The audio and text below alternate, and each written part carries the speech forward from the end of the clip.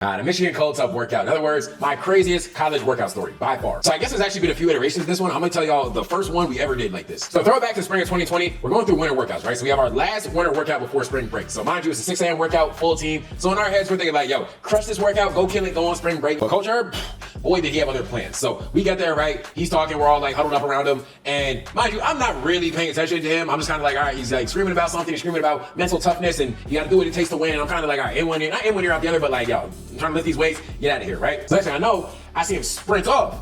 And he jumps in a cold tub. And if you've seen Michigan's facility, you know like we got a big ass cold tub in there, right? So he just jumps in, fully clothed, everything, jumps in there. And then he walks back, soaking wet, right? Dripping water all over the floor. And he's like, I know my assistants will do it too. So then all the assistant coaches go jump in the cold tub. So mind you, this wakes me fully up. I'm like, yo, what the fuck is going on right now? And low-key, a couple of the assistant coaches look a little hot. He had to do that, but it's a different story. But anyways, and they all get out, and Coach Herb's like, I know I got a whole bunch of players that's gonna do it.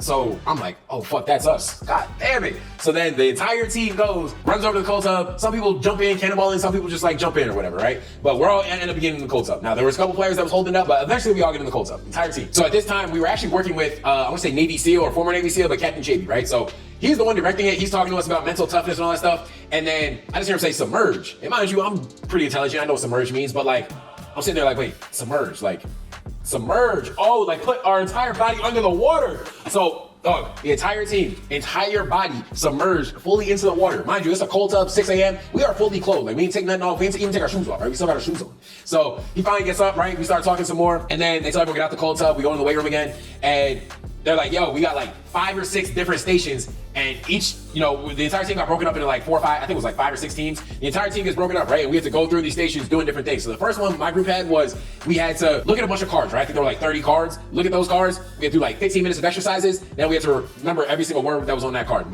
We failed the fuck out that. Like CT took over that one. Yeah, that was bad.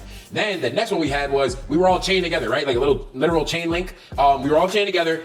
We had a range of dumbbells going from like 50 pounds all the way up to 150 pounds.